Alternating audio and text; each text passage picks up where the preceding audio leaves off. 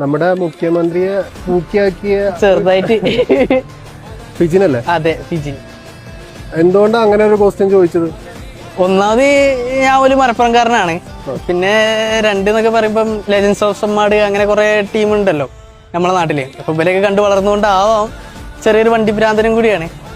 അപ്പൊ എന്താ ഇങ്ങനെ ഒരാളൊരു മുഖ്യമന്ത്രി ആവാൻ പോണ ഒരാൾ ഇങ്ങനെ പറയണേ എന്ത് മോഡിഫിക്കേഷൻ വലിയ കുഴപ്പമില്ല എന്നുള്ള ലെവലില് പറയണ്ട്.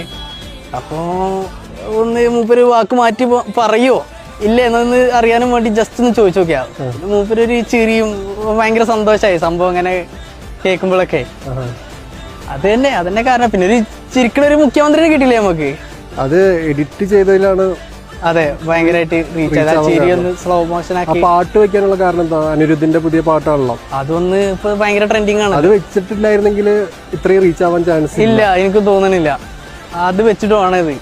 കാരണം ഈ നമ്മുടെ വീഡിയോസ് ഒരുപാട് ആൾക്കാർ അത് യൂസ് ചെയ്യുന്നുണ്ട്. 12 മില്യണോളാണ് നമ്മക്ക് കയറിയത്. 13 മില്യൺ. അത് ആ സെയിം കണ്ടന്റ് ഇപ്പോ പല ഇൻസ്റ്റിറ്റ്യൂട്ടും മറ്റേ ഹോട്ടൽസും മിൽമ, ഓപ്പോ, പല ആൾക്കാരും ഇടുന്നുണ്ട്. പക്ഷെ സെയിം ആ മ്യൂസിക് മാറ്റണില്ല. അപ്പൊ അത് എല്ലാവർക്കും ഇഷ്ടപ്പെട്ടു എന്നതിന്റെ അർത്ഥം. ശരിയാ. അല്ല, ഇപ്പൊ ആ മ്യൂസിക്കിൽ ഏറ്റവും കൂടുതൽ റീച്ച് ആയത് നമ്മളെ വീഡിയോ ആണ്. 13 മില്യൺ. ഇൻസ്റ്റാഗ്രാമിൽ ഇപ്പൊ ഏറ്റവും കൂടുതൽ ആ മ്യൂസിക് വെച്ച് റീച്ച് ആയത് നമ്മളെ വീഡിയോ ആണ്. അപ്പൊ ഇനിയിപ്പോ മുഖ്യമന്ത്രിനെ കാണാൻ ആഗ്രഹം ഉണ്ട്. ഇനിയിപ്പോ കണ്ടിട്ടില്ലല്ലോ? അതെ, ഇല്ല, ഞാൻ ആളെ കണ്ടിട്ട് സംസാരിച്ചിട്ടൊന്നുമില്ല. അല്ല, തീർച്ചയായിട്ടും എനിക്ക് കാണണമെന്നുണ്ട്. കണ്ടാ കൊള്ളാം.